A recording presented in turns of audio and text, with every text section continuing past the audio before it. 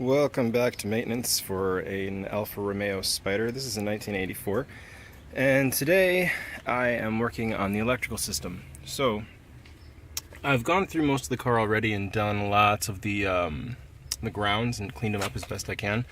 Today I'm going to try to take apart the fuse box. As you can see, this is a really tiny little brush. I'm kind of hoping it'll fit into the female ends of the spade connectors. But step one is to disconnect the fuse box. Actually, step one was to disconnect the ground to the battery so I don't electrocute myself or zap my system. This is actually pretty easy. I've done it once before. There's a little clip right here. This just pops off. And then there's the other side that's hooked in and just kind of pull it out. And now I have access to the back of my fuse box. Now, those, as you can see, are all very dirty. I'm going to try to clean up every single one of those connections, and the hope is that my car will run a little bit more smoothly. Oh, look. So up here, there's a little metal clip that's holding everything up. I don't know if you can see that. If I bend this down, though, now I can release that strap, and that might give me a little more room to work. Not a whole lot of room.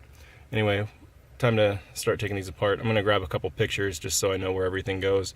And I might make a couple little drawings just so I reconnect everything properly. I took most of the wires out of my fuse box. I made a little schematic marking where everything was. I made a mistake at first and I had a couple of spaces here that shouldn't be there because those are really right next to each other. But there's a little green box, a gray box, a yellow one, and then inside them, like the X's show that there's no wire in that spot. And then I have marked the color of the wire, so if yellow wires are yellow and blue striped wire. This is pretty much the entire back of the fuse box, and then this is what it looks like with everything removed.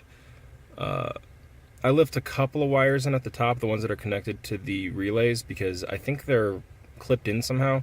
I don't really want to mess with that too much and break them. I can clean them from the other side anyway, so it's not really a big deal. And as you can see, some of these connections are pretty corroded and dirty, so I have a feeling that's robbing a lot of volts from me. I think that this will probably make my car run a lot smoother once I get those cleaned up. My plan is to get it with a Dremel tool. I have a couple of brush attachments. It'll get all that crud off pretty quick, and then I have I'll use this thing on the female ends. Where's the screen? There we go. On the female ends like this right here to try to get inside them. I think it'll fit pretty well. I do have a slightly smaller one if I need it, I believe, although this might be the small size. But I think it'll get in there and it'll be able to clean these out. Anyway, that's it for now. So I did have to adjust what I was using to clean some of these. These have some pretty small openings in them, and some of these brushes actually don't fit. Some of them are too small, so I'm doing a multiple pronged method here.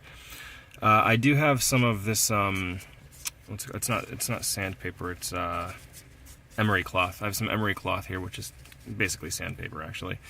And I'm using that for the ones that this will fit in. Unfortunately, this doesn't have a whole lot of rigidity to it, so it does an okay job on things that I can put something up behind it, like a little screwdriver to give it a little bit of pressure while I'm scrubbing.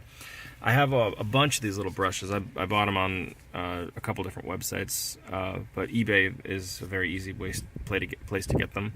I bent them and I'll put them in and like kind of rotate them around in a circle so that I can try to get at the contacts from different angles. And then after I've done that, I spray it down with some contact cleaner, and I follow that with an interdental brush. This is a nice soft nylon brush that is supposed to be used for in between your teeth. I think that's kind of a wide space, but this is perfect for inside these contacts because it's flexible enough that it fits in all of them. And it's bushy enough, or like the brush is bushy enough that it even on the bigger openings, it does a pretty good job of making sure the ends are clean. So I've been going through all of this. I'm probably about halfway through. I did the back of this. Everything's pretty shiny now. This was a little bit difficult. I couldn't get all of it with the brush and the Dremel tool because of the plastic here. So what I ended up doing was getting through most of it with the Dremel tool, and then the rest I did with some emery cloth against a screwdriver for anywhere that I wasn't quite able to get at. But everything that has contacts with anything inside here is shiny. There's a couple of these that I might have scratched a little bit too much, like that one. I don't think it's going to be any major problem because there's still good contact towards the top of it. I mean, at worst, I scratched the metal too far down. If there's some sort of protective coating on that spot, it might be gone, but I'm not super worried because the part that does make contact is clean, shiny, and it doesn't look like it's too damaged. And I think the scratches actually will just make a better contact. This is inside the car, so it's not like it's exposed to the elements that badly. So I think that this will be okay. In any case, I have a feeling that this is going to help it, even if it's not the best way to do it. It'll make better contacts anyway. Anyway, back to work.